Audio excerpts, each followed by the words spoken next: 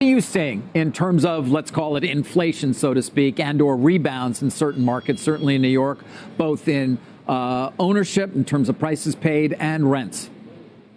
Well, as we've seen, the rental market has had an incredible comeback recently, David.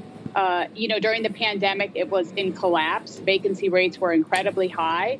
And now we're seeing people come back to the city, dip their toe in the water, so to speak, with rentals. So that has been excellent. But the pandemic was an incredible disruptor. We saw urban centers get hit like New York City, and people went to the suburbs, and those markets benefited. And now the demand has made prices unattainable for people in the suburbs.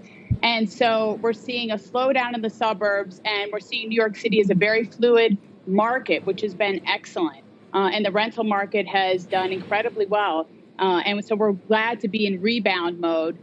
But I know that yesterday the Supreme Court blocked the eviction moratorium, and I think that's going to have an incredible impact on tenants and landlords alike.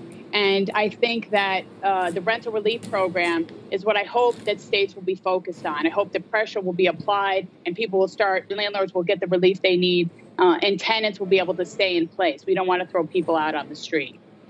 No, of course not. Where are we when in terms of the rebound, both in prices paid and for rents? I mean, I've seen recent stories that say now New York is once again the highest rental prices in the country because San Francisco fell more and hasn't come back as much. Yeah, I mean, prices have ticked up in the rental market. We just beat San Francisco, the median rental price, which is fantastic. But, New York has historically been a very expensive market to begin with.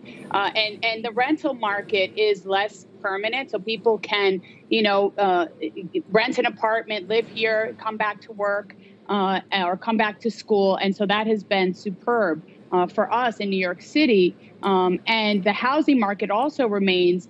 Prices have corrected a bit, and we saw a little bit of a correction during the pandemic. Sellers adjusted. And so we're seeing a lot more movement in the market overall, which has been really positive. People are feeling really good about the return to work. But remember, David, but for this vaccination, we wouldn't see where we are today. The economic recovery, people coming back to work, people, Right. feeling good and liberated. We would see none of that. And the Pfizer getting FDA approval is just going to get us more people vaccinated in the United States, right? No Don't doubt. Although a lot, not that many people are coming back to work yet in the major parts of New York City where we have office buildings that remain more than half empty. I wonder, given just the continued issues about the overall economy for years to come, the very high tax rates, some questions about quality of life, who are these people who want to move into New York? Who are these people buying apartments? All I keep hearing about, of course, from a certain cohort is people who are leaving, but clearly they're selling to somebody. No, there are people that have moved around in New York City. It's been, people moving from uptown to downtown, et cetera, empty nesters. We see a bit of that, millennial purchases. And yes, there were people that left during the pandemic. We know that. That is a fact. It was dangerous here. COVID rates were really high. But now New York leads the charge in vaccinations. We're number one. So I think that people are feeling a sense of liberation. They are coming back to go to work. Yes. Companies are not, not everybody is there going full time, but there is a sort of hybrid. And there's mandates about getting vaccinated and wearing masks. So people are feeling safer overall. So it's going to take time. Yes, we have legislation in Albany.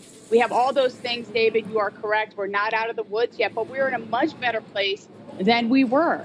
Fear was running rampant, and now we're in a much better spot in New York City.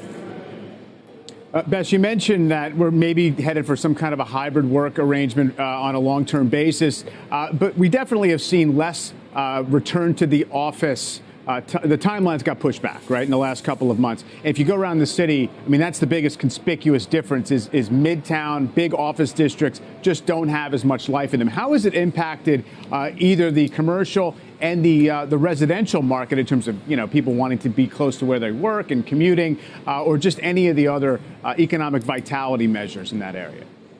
It does have an impact. It is going to be slow and steady. The offices, as you said, correctly pointed out, are not where they were. And it's going to take 2 years, probably, at least until we start to see people come back full time.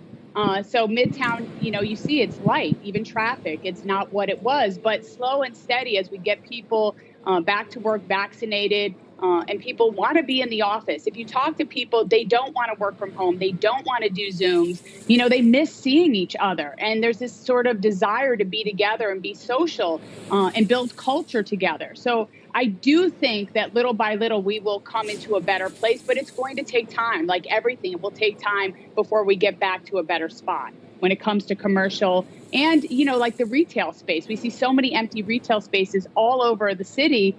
You know, it's going to be a rebuild. We are in rebuild mode, but we're headed in the right direction.